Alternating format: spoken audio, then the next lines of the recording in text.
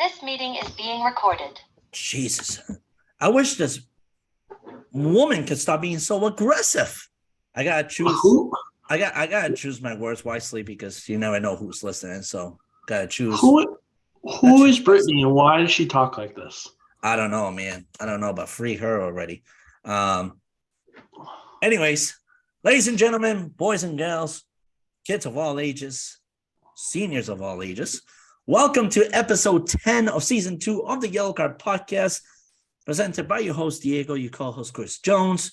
How we doing this beautiful December 29th afternoon? Last episode of the year for 2022 for us here at the Yellow Card Podcast. A lot has gone on this year. Boys continue to rise up to the occasion, thanks to the support of you guys who listen to us faithfully week in and week out. Jones, how are you doing, sir? Yeah, just like that. 100%. Yeah. Look at this guy. He's got the lineup going on. The DJ Khaled beard. If he was a ginger, I mean, I fucking love it. Let's go. We're the best. Indeed, we are, and it's how we do. It's just how we do. We got a big announcement coming soon, don't we? We do, and we're gonna wait until the beginning of the year to announce that. We're just teasing to you guys right now. We do have a major announcement. So if you are not following us on our socials or even on Spotify or YouTube, make sure that you pay attention to what we're doing because 2023, we are starting off in the right foot as we did in 2022 and as we did in 2021 and even 2020. We're going on for our third year on this. This is insane. Absolutely insane. Anyways, welcome to episode 10 of season 2 of the Yellow Card Podcast. A lot to talk about. Because the English Premier League is back, and it came back with a major hitter of a slate. Jones, take it away. How we do last week? What did we do? I know we had a lot of scores that were very similar, but how did we do? How did the boys do? Are we working on year 4? Possibly. I don't even know at this rate. 2021, 2022, 3. No, because 2020, we started towards the tail end of 2020. So technically it is our third year going into it. So we're heading towards our 4th year. No, we're heading into our 3rd year. From 2020 to 2023, that's 3 years, sir. Do some math. But you're not getting what I'm saying. I'm getting what you're saying, but you're counting incorrectly. Anyways, can we get back to how we did our slate for the English Premier League? Sir? Content for the people. Content. I'm giving content. I'm doing math. Hold on. It looks like you're doing math instead. 1. I think we're both saying the same thing, just different ways. So 2021. Can we please get back to the slate for the English Premier League? My God, this relationship is longer than any of ours. Oh no, you are right. It is the 3rd season. Oh my God. Oh my God. All right. I don't have any gray hairs, but I think 2023 I'm gonna be rocking some salt and pepper here. All right. Let's get back to the slate. For goodness sakes. 7-3, both sides. Yep. Diego and I. Yep. I was wrong about the first 3 games, and then I rattled off 7 straight wins. And now your boy is sitting at 500, 72-72. Diego 7-3.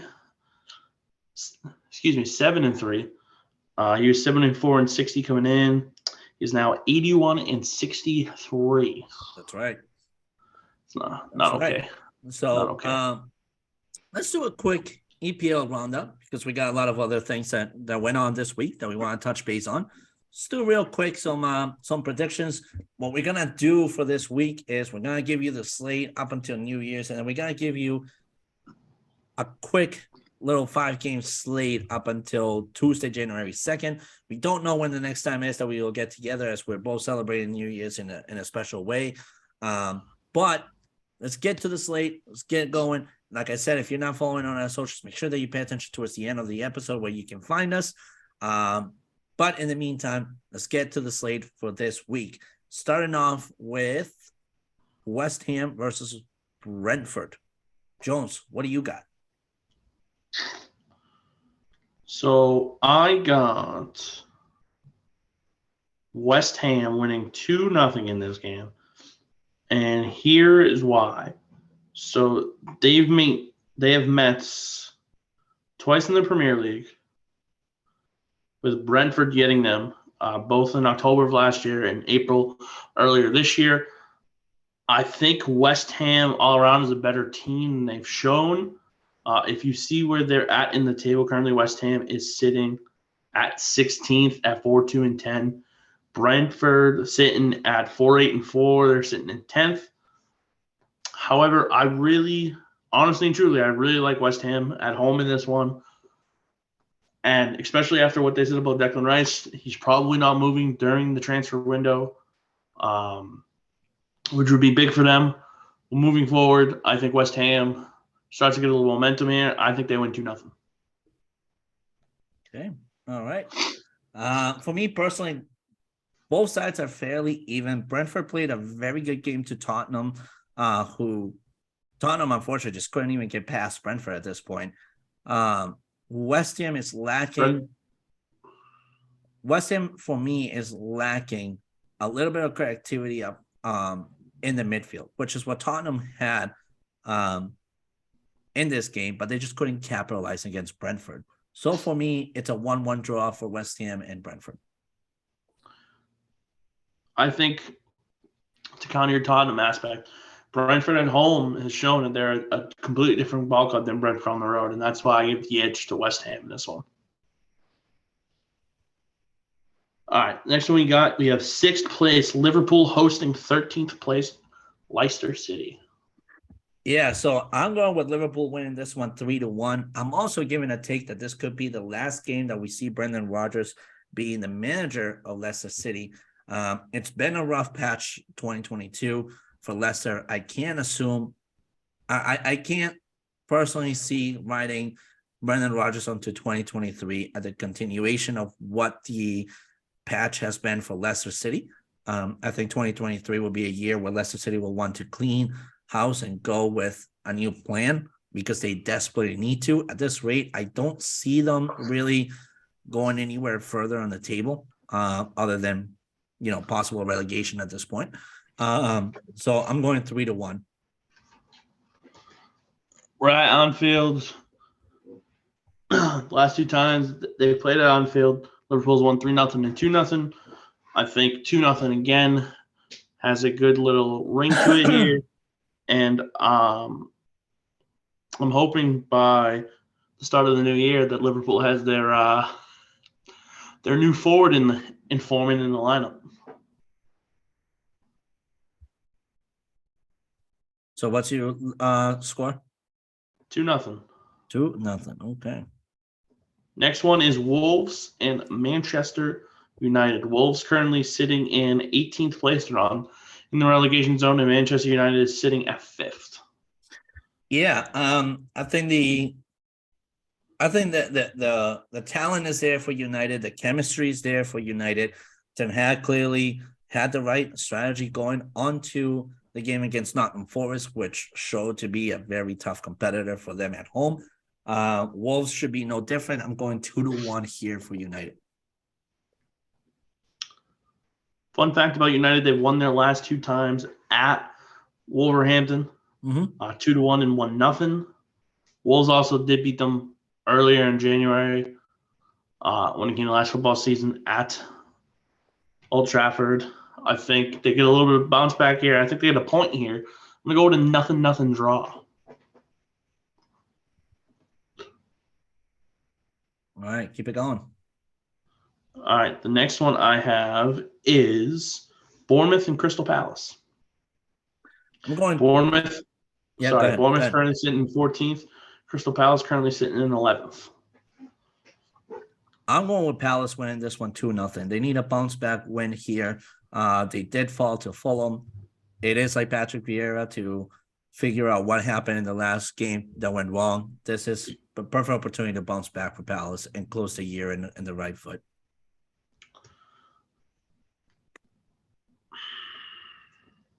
I don't know, man. It's every time I count this team out, they always come back and they always make me look foolish. Home, they're very much better than they are on the road. Palace is actually worse on the road. I'm gonna go with a 1-1 draw here. I think Crystal Palace will get out early, and then Bournemouth will get that heroics late to get the point. Okay. Next one, we got Fulham and Southampton. Fulham currently sitting in 9th, and Southampton sitting at dead last of the table at 20th. I'm going with Fulham winning this one 2-1. I think they continue to do things right, playing the right type of football. They did that correctly against Palace, which is no ways easy fit. I see that happening for Southampton here. What was the score? You had 2-0? 2-1 Fulham. Begins. Fulham's a much better team at home. In 8 games, they've got points in 6 of them. Southampton in 8 road games have gotten points out of 2 of them. Both of them have been wins, though. 2 out of their 3 wins have been on the road. That's a sight you usually don't really see with the Southampton squad. But this time around, I think Fulham has the advantage. Still, they're at home. Give me Fulham 2-1.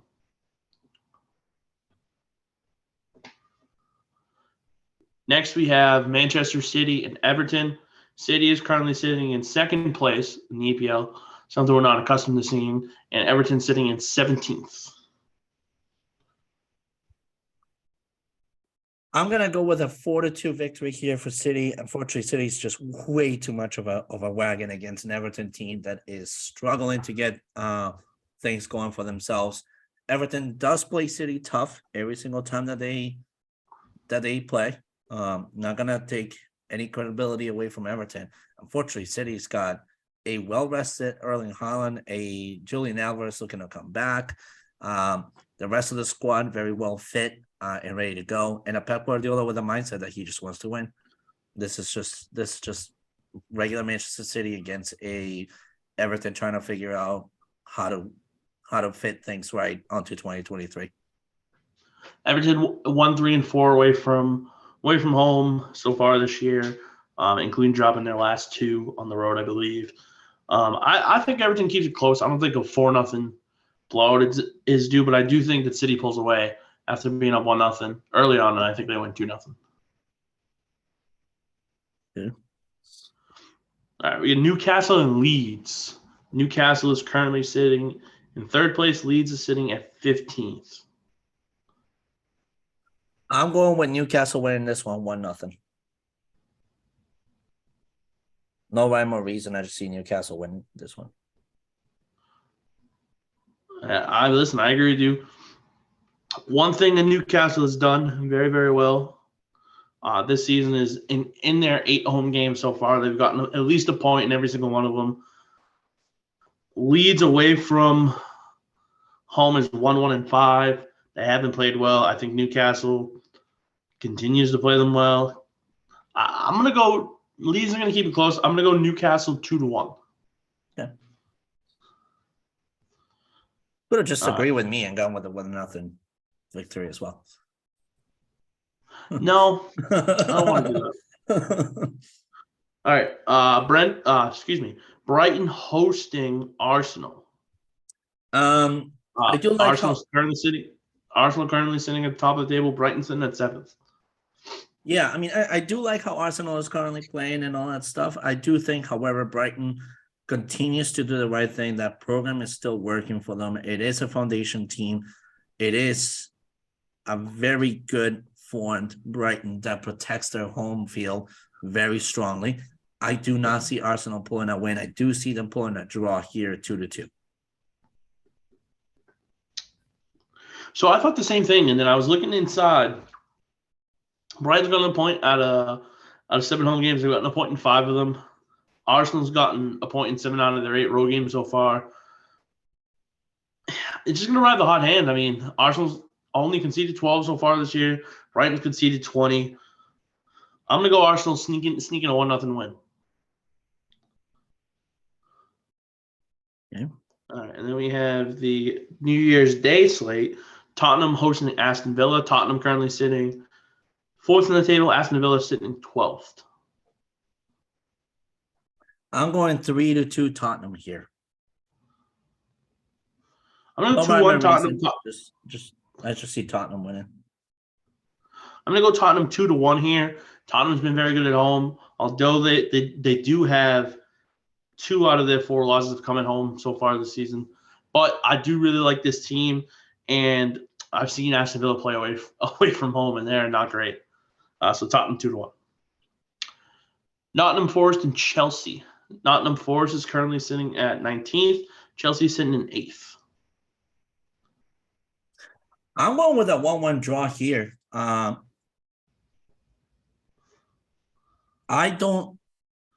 not yet fully sold on the Graham Potter building of Chelsea. And against a Nottingham Forest that proved that they could go head to toe against top sides like Manchester United and some others during the season, I see Chelsea and Nottingham Forest tying up. This one's a tricky one to me because I see 1 of 2 things happening. Chelsea, a bad road team, 3-1-4 in their 8 road games, getting points in 50% of them. Not 100% a good start there. But also, I have seen Nottingham Forest get points in 5 out of their 8 home games as well. I don't think Nottingham Forest is going to be able to score, though. I'm going to go Chelsea 1-0. Squeak up. Chelsea, okay. All right, so then we go to January 2nd, which is Monday. Brentford hosting Liverpool. I said earlier, Brentford at home is a much better team. They've gotten points in 7 out of the 8 home games this year. Their only loss, I believe, at home was against – was it Arsenal? I have to fact check myself. Their only loss at home this year was Arsenal 3-0. That was back in September. So they've gotten a point in every single one. That scares me a little bit here, but especially with how bad Liverpool's played on the road, 2-2-3 away from Anfield this year. I'm going to say it's either a 1-1 draw or Liverpool squeaks out 2-1. I'm going to go Liverpool 2-1. All right. I got Liverpool winning this one 1-0. I do agree with you that Brentford is a different monster at home. However, Liverpool seems to be fitting some sort of new mentality, and it seems to be working for them. I like how they played this past weekend. Again, some reinforcements, which we'll talk about later on the episode. It seems like there is a plan ahead for Liverpool. For those of you that thought maybe Klopp out by 2023, you guys are out of your mind, considering the plan that guy has moving forward for this team is just absolutely genius. The guy just continues to prove why he's one of the top 3, maybe top 5 managers in the world right now. I'm going Liverpool winning 1-0 this one. There's no reason not to pick Liverpool. All right, we got a top 3 table matchup on Tuesday afternoon, 2:45 p.m. Eastern time here. It's Arsenal hosting Newcastle. Arsenal 7-0-0 at home.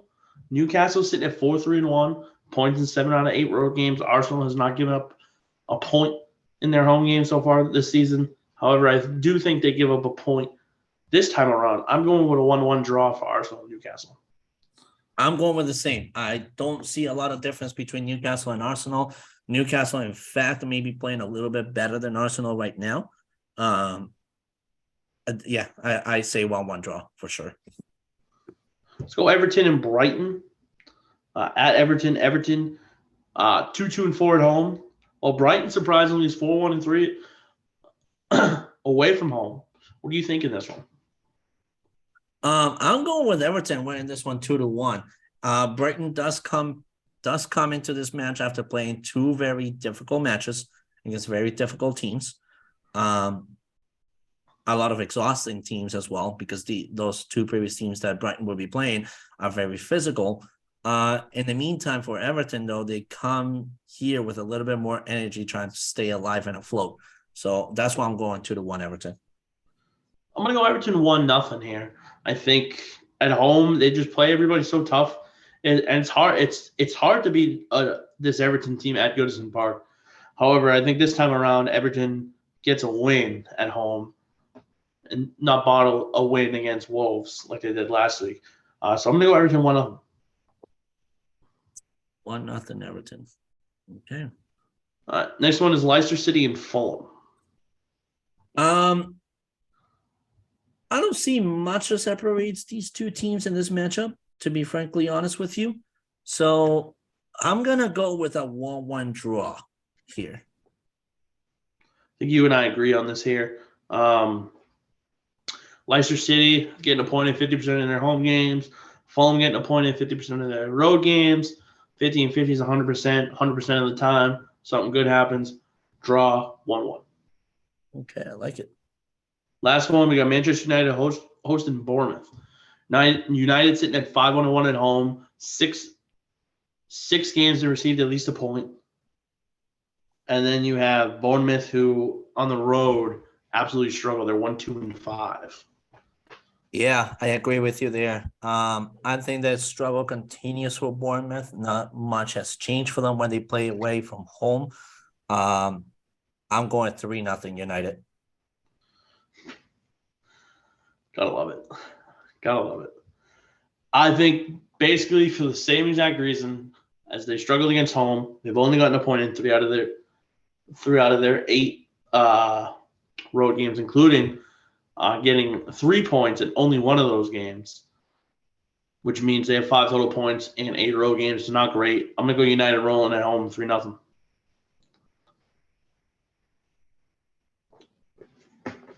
All right. So that does it for the EPL slot of things closing out the year and beginning the year. Make sure that you're following us on Twitter at Podcast Card, on TikTok at Yellow Card Pod. Brand new content happening there almost every single day by our co-host Chris Jones. On YouTube, just search us at Yellow Card Podcast, and same thing on Spotify. Let's move on. January transfer window is starting to look very, very hot. The window is just about to open. But as things are just about to happen, things are happening behind the scenes as well already, and certain clubs are already making major moves. Let's start off with Liverpool. Liverpool coming off of a massive move that they needed to make. It was clear that they needed to do something in this January transfer window. They are not done. I think they're far from done at this point. They're just putting the puzzle together. And that puzzle is starting to look very strong and very good, coming off of a massive signing in Cody Gakpo from PSV Eindhoven, coming to Liverpool. Already signed, sealed, and delivered. Medical test is done. At this point, it's just a matter of, squaring off paperwork behind the scenes. But Liverpool could have Gakpo starting possibly for the January 2nd game against Brentford. Jones, I know you're a diehard Liverpool fan. I know Liverpool has had a rocky start to the season. A lot of injuries happening behind the scenes as well, which doesn't allow Liverpool to really unleash their full potential. But with the signing, though, very strong signing. What do you look forward here with Gakpo being part of the offensive scheme of things for Liverpool? I just think it creates a different look in a sense. Now up front, you potentially have a threesome of Darwin Nunez, who has proven himself very well in the Premier League so far this season. Cody Gakpo, who is probably one of the best young strikers in the world. At the age of 23, showed out for the Netherlands in FIFA World Cup. We saw what he's about. And then you have Mo Salah on the other wing. So those are 3 talented guys there. I think realistically, they're a move or 2 away. I think midfield help is definitely something that they desperately need. Now, Enzo Fernandez has been talked about, but there's been no movement on that aspect. I would really like them to get Jude Bellingham. Obviously, I know the price is going to be steep, especially after his World Cup performance, but he's a guy that I would definitely pay the money for. He's well worth it, and he's an England boy. Having an England boy at Liverpool would cause some serious good things to happen for this team. And I think moving forward, they just have to remember that they're in control of their own destiny, and they could only do so much. So right now, currently seeing where we sit at the table, we have Newcastle in front of us. We have Tottenham in front of us for these Champions Leagues positionings. If we want to get one of those, we need to start rolling off some wins. In order to do that, got to get ready, lock, and go. And also, I think Cody Gapco definitely helps us in the department against a team like Real Madrid when the UCL starts back up next in February. Yeah, and I mean it's clear that for Klopp right now, the main ideal for Liverpool this year, 2022 onto 2023, is attack. 2021, 2022, we saw Sadio Mane leave the club. This year, the focus has been mainly on attack. When you look at your top 6 options for Liverpool, you got Luis Diaz, Roberto Firmino, Diogo Jota, Cody Gakpo, Darwin Nunez, Mo Salah. I mean, at this point, Liverpool is pretty stacked. At this point, is there an additional striker that Liverpool will be looking for, or are there other remedies that need to be done within the team in order for Liverpool to be considered a top 3 club towards the end of the season in the EPL? I have a weird feeling that Diego Jota's days at Liverpool are going to be numbered. Because I would disagree. I actually don't think it's Jota whose days are numbered. I think it's Roberto Firmino. See, but the thing is, we thought this last year, and it's not happening. I would like it to be Firmino, but I do think it's going to end up being Diego Jota. I mean, but I think realistically speaking, if we're looking at this in hindsight here, I think Liverpool up front now has 6 guys. Like you said, it's all about depth. In this league, if you want to win, you need to have depth. Look what Manchester City's done with their dynasty. They've had depth at every position. And right now, we're solid in our back 4. We're solid in our front 3. We just need to solidify the midfield and get some guys that can help. And to be honest, especially with Henderson and Milner both getting up there in age. Yeah, no, I would agree. And I mean, when you look at the depth of Liverpool at this point, each and every single one of those 6 aforementioned players brings something new to the table that doesn't exist in the other player. For example, Luis Diaz, versatile winger that can create chances up front, but it's not one to close the deal for Liverpool. Mo Salah, on the other hand, an excellent playmaker, can close the deal. Then you look at Roberto Firmino and Diogo Jota, who are just finishers. Darwin Nunez creates problems on the opposite end of the spectrum with defenders, creating chances for other strikers to capitalize on. And Cody Gakpo in itself, he's just a full player. He's a playmaker. He can finish, and he's strong when it comes to defending the ball. So when you look at the Liverpool offensive scheme of things, these are investments that you need to make in order for a future to be sustainable for Liverpool. So the more I look into that signing, the more I applaud the Fenway Sports Group and Jurgen Klopp in closing the deal there, getting things done and ensuring a future for this Liverpool side that looks very, very strong to end the season for 2023. Let's move on to some other things that have been happening as well. There are some major names that still need to be looked out for the January transfer window. Declan Rice being one of them, Enzo Fernandez being another one of them, Marco Asensio, and a couple others that need to be heavily followed in this January transfer window. So make sure that, once again, that you're following the Yellow Card Podcast Twitter page at Podcast Card.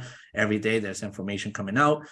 Make sure that you're staying up to date with our episodes, as we will be bringing all the information that we know up to the very last minute on the January transfer window. And make sure that you're following Yellow Card Pod on TikTok. Chris Jones will make sure that he is updating that page as much as he can on a daily basis. Talk to me, Jones. What are some other signings that you see happening, not just Liverpool-wise, but across the EPL and maybe some other teams?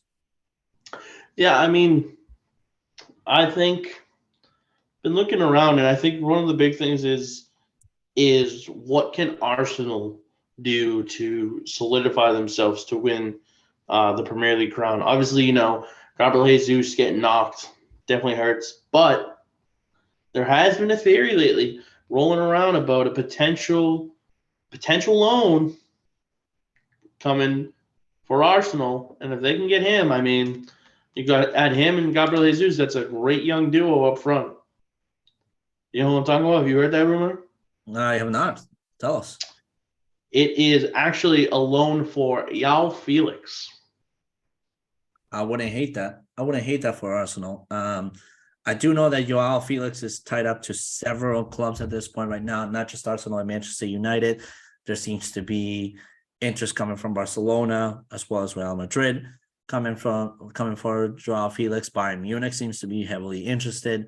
Same with Monaco being heavily interested in the Portuguese youngster. So, what are your thoughts though on the potential loan deal to Arsenal? How could that improve their scheme of things? I just think it gives Arteta another weapon and it kind of bolsters up front for them. Because again, it's a long grueling season. If you don't have guys that can sub in and out, if you don't have guys that can come in and replace Gabriel Jesus, it's a lot of wear and tear on this guy's legs. I mean, I understand that he is still relatively young. He's in the prime of his career. But at the end of the day, everything's going to catch up. And in order to make sure that he, of all people, who when he played at Manchester City, he did not play in every single game. He was not on the pitch for 90 minutes every single game. They need some help. And if they can get a guy like Yao Felix, loan an opportunity to buy, not only does it help Arsenal for this season, potentially helps them for years to come. And also, I think another part to it is there's a familiar face there for him in Thomas Partey. Yeah, for sure.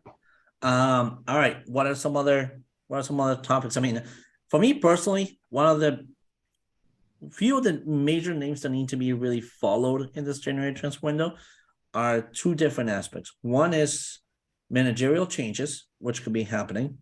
I do see Carlo Ancelotti ending with Real Madrid, potentially taking on a national deal somewhere else, whether it's Italy, whether it's Brazil, which he is heavily linked with, or whether it's any other nation, to be honest with you there.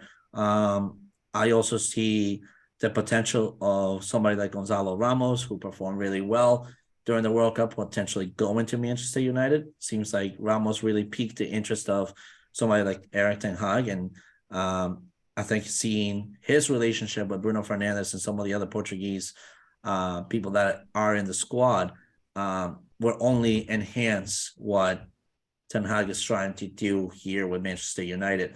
I also do see Anson Fernandes being heavily linked to several other teams. I unfortunately believe, though, that he will probably not end in the Premier League. I think he goes to a different league, maybe either German, French, or maybe even the Spanish league. I just don't see him landing in the Premier League, considering how heavy and how invested majority of these teams seem to be in other targets at this point. Well, also, you got to think Fernandez's price is super high, especially after this guy coming off the World Cup. It's now up in like the 120 million euro range, which is ridiculous. Yep. No, and I agree with you. I mean, one of the things that tends to happen after every World Cup, which you also put it in very good wording, is that a lot of these World Cup superstars during that tournament tend to be washouts afterwards. And I mean, there is history behind it. Look at Real Madrid, for example. They fumbled the bag when it came to Wesley Sneijder when they signed him. They signed a top deal with him after a very good World Cup, and he didn't even turn out to be that good of a player for Real Madrid. Once he left Real Madrid and went over to Inter Milan, that's where he kind of resuscitated his career. But after that, it wasn't like he was worth the money that was paid by Real Madrid. Then the same exact thing happened later on with Arjen Robben. Arjen Robben was not the performer that they thought he was going to be for Real Madrid, but in fact, a change of pace and a change of pace, environment, technique, and instrumentals for Arjen Robben, and that happened to work out a lot better at Bayern Munich, where he became the threat that everybody now knows him to be, and the way that he ended his career, that's the threat that he was at one point for the Ozorange. So. I think there's plenty of another one we examples can, to be said there. So I think another one we can talk about is maybe not this transfer window, but definitely in the summer. This guy is going to be linked heavily to this team. It's definitely Real Madrid trying to pry Leroy Sané away from Bayern Munich.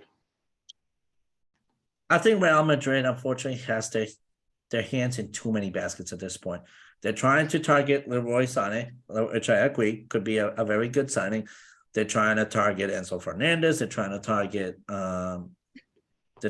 Jude Bellingham. They're trying to target Kylian Mbappe. At this point, Ancelotti came out and said that Bellingham's not in the plans for the January transfer window.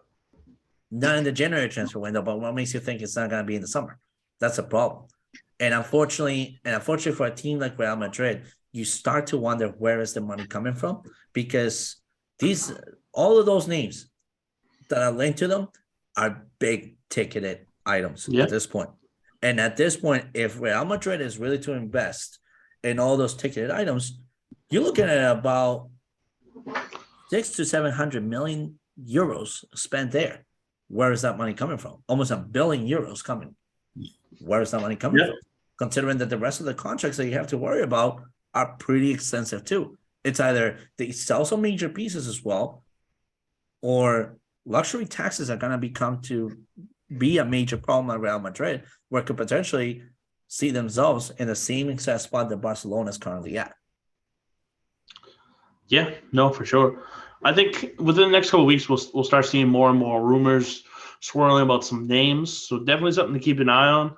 But I don't know, there's potential because of the World Cup that this transfer window could be probably one of the highest January transfer windows in the history of football. Yeah, I mean, I think it's not just the World Cup itself. I think it's also the way of the economy happening worldwide. Everybody is suffering from inflation as well.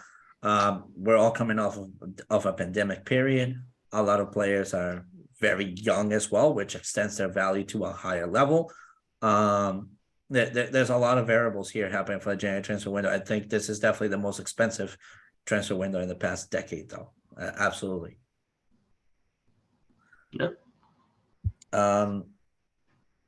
What else? What else do we got? What else do we got here, Jones? You want to talk That's about? it. No, it's not it. It's not it. Because just yesterday, we heard from Captain America, Captain USA, Mr. Tyler Adams, announced that Team USA will be a part of Copa America. I got a take on that, but I want to hear your thoughts on the announcement made by Tyler Adams. So I like it. I mean, it's a tournament that when you look at Copa America, right, you always look at teams that's they need to. This is something that they need. So Argentina's won 15 of these. Obviously, they won recently, a few years back.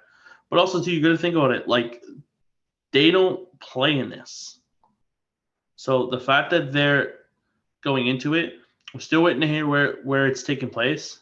But the fact that they're going into this, I think, shows me that they're trying to get this line off my head. Sorry, that they're more equipped to be able to compete with some of these teams, and I think that they're trying to use this as a point and saying, "Hey, look, we can compete with the best of the best down here in Copa America.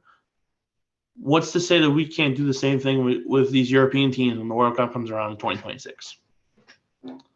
So I think personally, it gives the guys more chemistry, and I think it's a chance for them to take that next step as a team. Okay. For me personally, I think CONMEBOL has got to get their head out of their asses with the Copa America tournament and realize that there is a lot more profit to be made, because unfortunately that is the way that CONMEBOL works. It's just about economics and profit to be made by expanding the tournament to be a full continental tournament, or just, I mean, the name of the tournament itself is Copa America, right? You would think all Americas would be involved, and that's not the case. It's mainly a South American driven tournament with just a few guests here and there, but nothing major. And while the Americas have to basically work in a way where they classify to this tournament. It just doesn't make sense. There is also the potential of three different things: expansion for the tournament itself, expansion of value for a lot of players that do not get seen under the same scope that some others do because of the exposure that they get in certain leagues, for example, Portuguese, Spanish, French, German leagues.